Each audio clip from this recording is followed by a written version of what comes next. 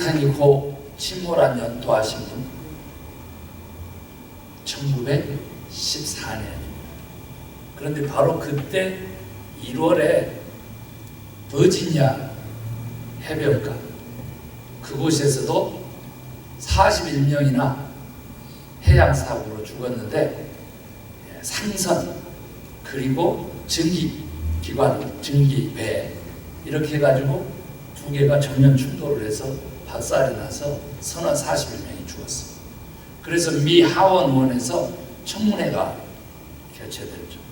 그래서 그 청문회 때에 이 먼로호 상선은 넷터키도인데 그 선장도 불려와서 청문회에서 청문을 당했는데 그분보다는 오히려 먼로호 증기선의 에드워드 존슨이라고 하는 선장은 5시간 동안 완전히 진땀을 흘려야 했고 또 그리고 징계도 피할 수가 없었습니다. 이유가 뭐였느냐? 그랬더니 뉴욕타임즈에서 대해서 특별됐는데 딱 하나죠.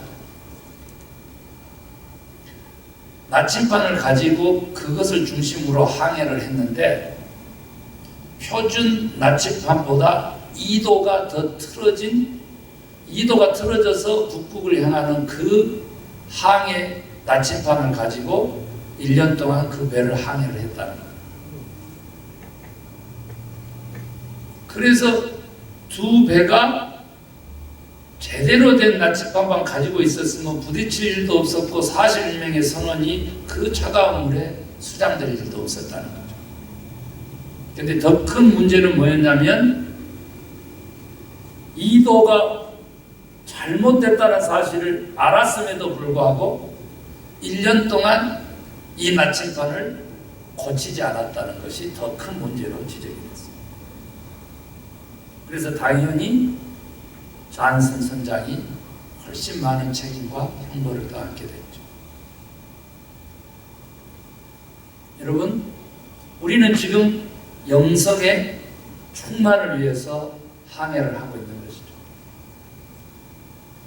영성은 우리가 성화되는 것이고 우리가 성령 충만함 속에 성령님과 함께 동행하는 것입니다. 그런데 그 영성을 위해서 우리는 지금 다스리고 있는 것이 카르디아인 마음이고 또 우리가 바로 잡고자 하는 것이 바로 그 목적지, 목표. 그런데 우리가 그 바른 방향, 참된 방향, 그 목적지 그것을 아무리 생각으로 혹은 지식으로 교육으로 그것을 다잡아도 틀어지는 일들이 발생한다. 마치 고장난 나침반처럼. 그래서 그 우리의 올바른 방향, 그 목적지를 틀어지게 하는 것은 과연 뭐냐? 그 궁극의 우리 인생의 좋은 삶을 위한 그 방향을 딱 잡았는데 이것을 자꾸 왜곡시키고 틀어지게 하는 것이 뭐냐? 요즘 많은 사람들이 그것을 일컬어서 문화라고 그렇게 해요. 이 어둠의 세력들이 이 땅에 존재하고 그리고 우리 크리스찬은 이 어둠의 빛의 자녀니까 어둠의 세력과 맞닥뜨려서 승리할 때만이 이 방향을 잃지 않게 되는데 이 어둠의 세력이 빛이 없으면 끊임없이 우리의 인생의 방향을 틀어놓는다. 그런데 이게 문화적으로 접근하기 때문에 도저히 우리가 감당하기가 너무 어렵다. 우리가 말씀을 듣고 지식적으로 혹은 많은 정보를 습득해서 지혜적으로 이렇게 간다고 할지라도 어디서 우리들의 욕망을 자극해서 우리들의 열망을 우리들의 말 그대로 그 에로스적 사랑의 본질을 왜곡시켜 놓기 때문에 이게 쉽지 않다는 거예요. 대적을 분명하게 인식하는 것이 너무 중요하고 이것이 많은 지식을 습득한다고 해서 되는 것이 아니고 이미 정서적이고 이미 근원적인 인스팅트라고 그러잖아요. 그 근본적인 본성에 가까운 이것을 다스리지 않고는 안 되기 때문에 이것을 다스리는 것을 뭘로 선언한다고? 습관이라고 선언한다. 그래서 우리들의 습관을 바로잡지 않으면, 우리들의 습관을 온전한 방향으로 끊임없이 재조정하지 않으면 우리는 넘어지고 실패하고 맙니다. 어떤 목사님도 정말 성령 충만해서 능력이 임해서 병도 낫게 하고 그러다가도 어떻게 넘어진다. 하나님의 도구로 쓰임을 받다가 갑자기 어둠의 자식으로 변하고 마는 일들이 막 부지기하다는 거예요. 그래서 이 재형성, 습관을 다시 조절하는 것, 재조정, 이것을 영어로는 리포메이션이다. 인포메이션이 아니고요, 리포메이션. 이게 너무 중요합니다.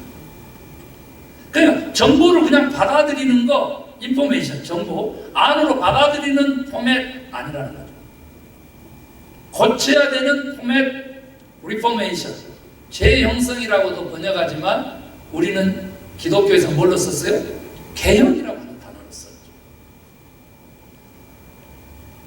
개혁이라 그러면 거북함을 일으키기 때문에 재형성이라고 하는 걸 표현하지만, 리폼드 처치, 저 같은 경우 장로교인데요, 그 장로교의 교회 이름을 리폼드 처치라고 합니다. 계속 개혁되어지는, 계속 어떻게 재형성을 해야 되는 거예요. 바로 잡아줘야 된다는 거예요, 그 습관을. 그래서 오늘은 바로 이 잘못된 방향을 이렇게 죄라고 하고 책임지라고 하고 그것이 눈금 2도 차이였다라고 했었을 때, 그 선장들, 먼놈 호의 그 선장 장선의 이야기를 통해서 배울 수 있는 것. 우리가 그 겨울왕국은 요즘 유명하지만 사실은 얼음왕국이라고 하는 것이 책이 원래 그 전에 있었다고 해요. 그런데 거기에 보면은 이제 그 들롱이라고 하는 미군 군대장이 북극을 탐험하는데, 그 책에 박사가 한 명이 나오는데 지도를 하나 주는 거예요. 전속력으로 이 얼음을 깨고 이 배를 타고 직진을 하다 보면 갑자기 얼음을 통과하고 별천지 세상이 펼쳐진다는 거예요. 북극의 얼음에 이 돔처럼 덮인 그 속에 온화하고 따뜻한 무공의 왕국이 존재한다. 그래가지고 드롱이라고 하는 이 선장이, 군대장이 전적으로 신뢰를 하고 북극에 가서 얼음을 깨고 전속력으로 달렸는데 결과가 어떻게 됐습니까? 얼음에 배가 박혀서 갇히게 되고 모든 병사들이 죽어나가는 순간 그는 깨닫게 됩니다. 아, 이 지도는 잘못된 지도. 이 세상은요, 우리에게 인생의 방향을 결정해주고 목적지를 결정해주는데, 텔로스라고 하는 목적지, 그런데 그 목적지, 궁극적인 그 좋은 삶을 향해서, 천국을 향해서, 인생의 성공을 위해서, 행복을 위해서, 하나님의 영광을 위해서, 하나님의 기쁨을 위해서 그쪽으로 막 달려가게끔 하는데 잘못된 지도를 자꾸 내민다는 거죠. 그래서 한 대학교에서 커니언 대학이라고 하는 대학이 있는데, 그곳에서 웰레스라고 하는 작가가 졸업연설을 하면서 이런 얘기를 했어요. 저 얘기 아닙니다.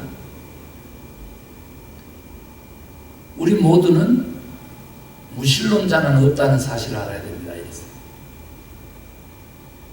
왜냐하면 우리가 좋아하고 우리가 의지하는 그 모든 것들이 다 우리의 참된 신이 되기 때문입니다. 영어로 리얼 가시라고 표현했어요. 참된 신.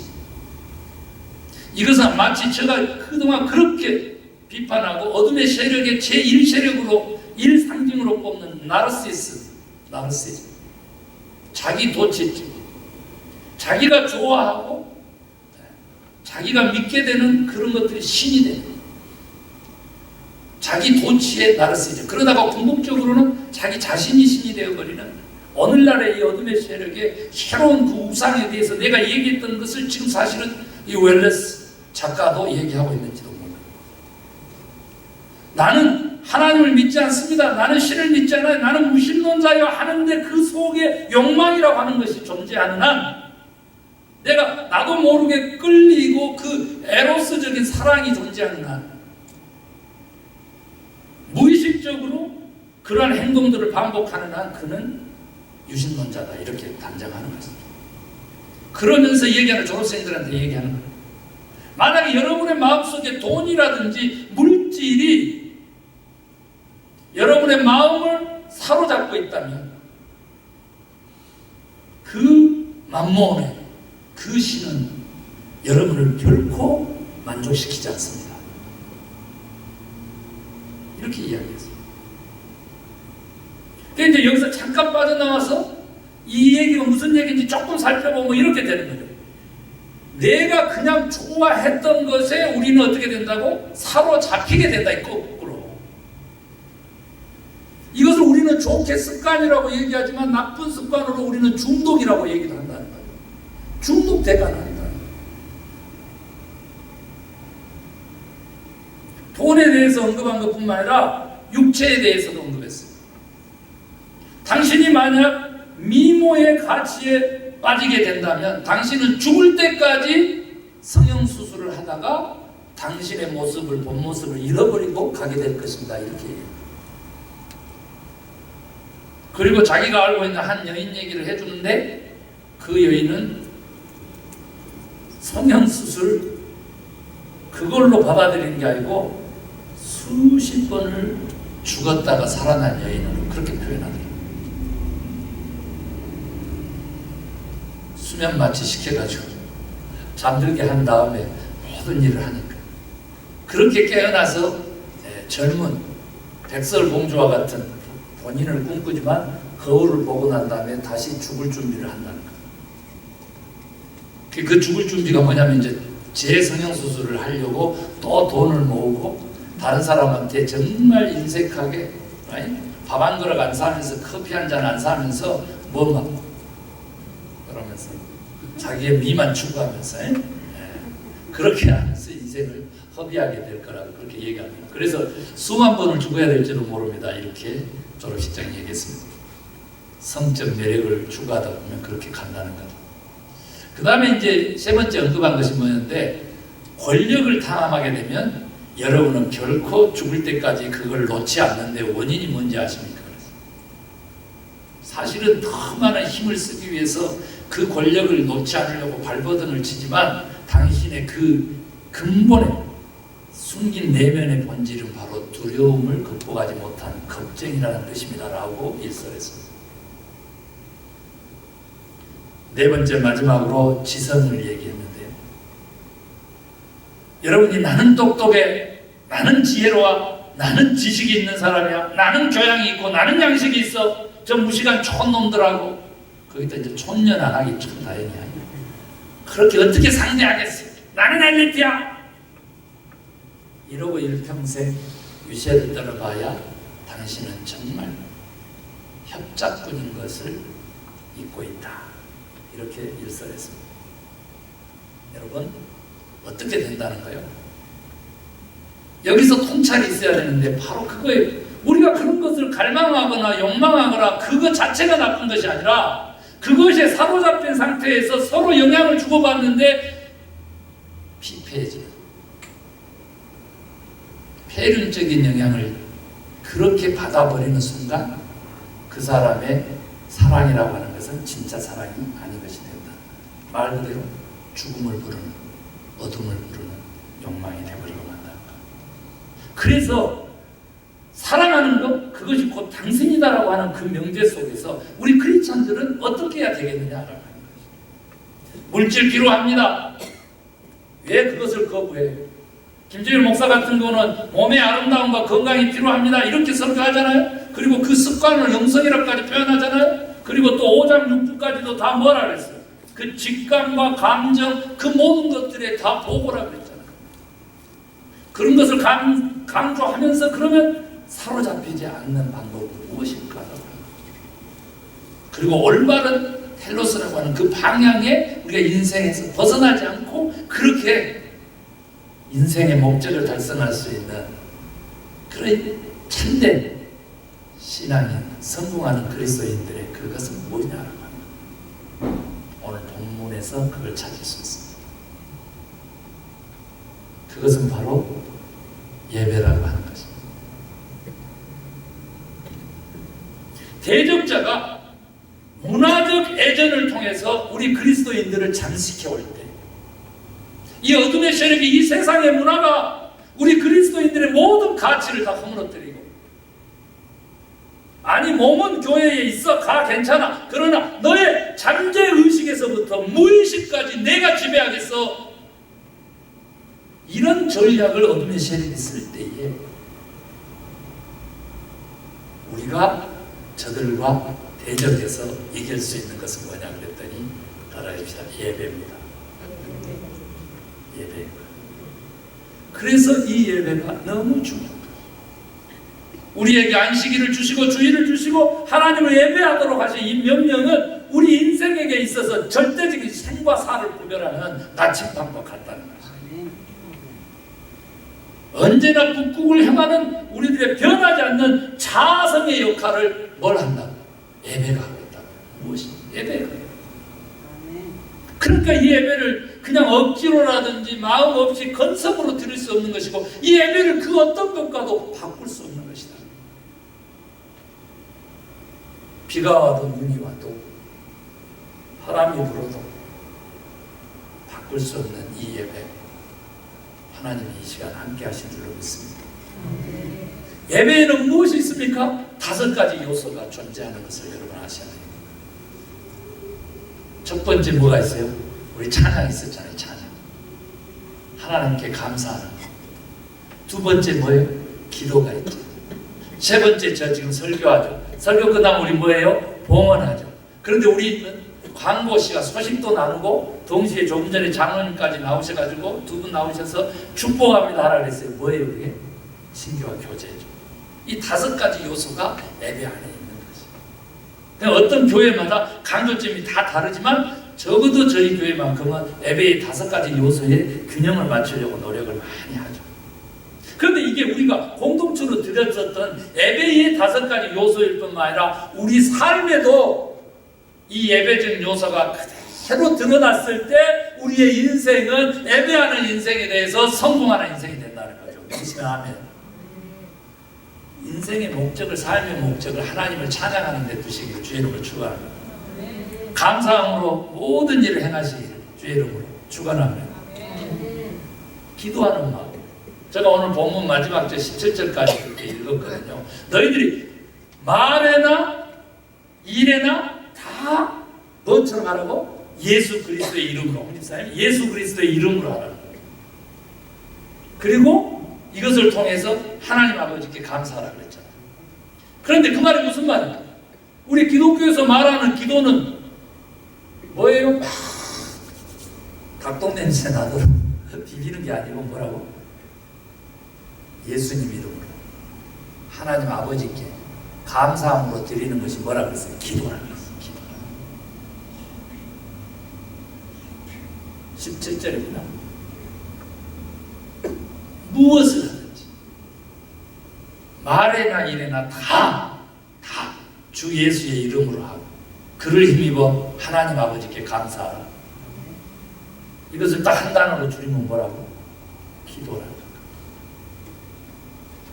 우리가 이 어둠의 문화적 애전을 통해서 우리의 영혼을 무의식까지 지배하는 이런 것들로부터 우리가 바른 텔로스를 가지고 바른 방향을 가지고 바른 나침반을 가지고 방향에서 벗어나면 이단이고요. 방향에서 벗어나면 죄예요.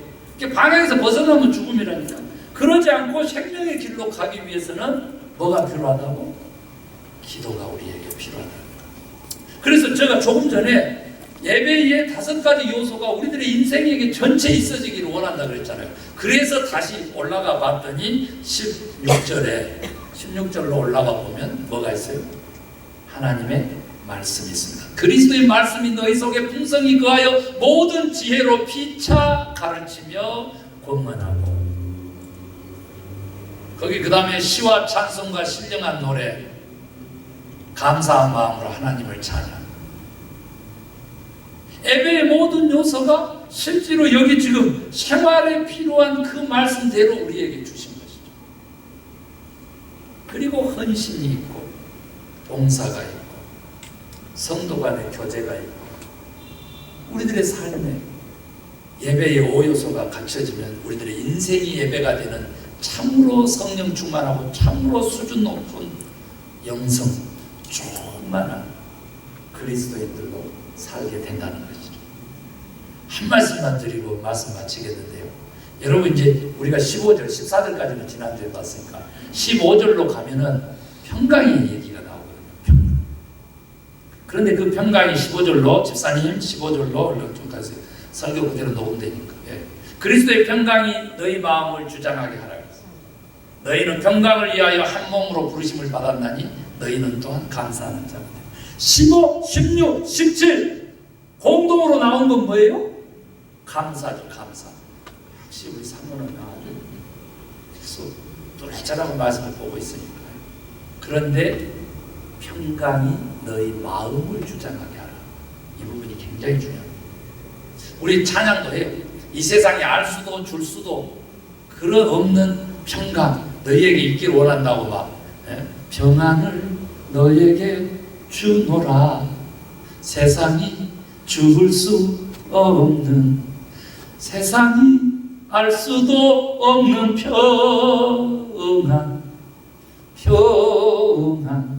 평안을 내게 주노라. 우리 이렇게 얘기하잖아요.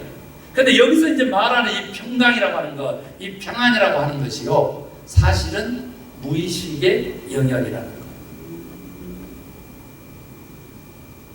우리가 감사로 차면 그 얘기 해놓고 하려고 해요.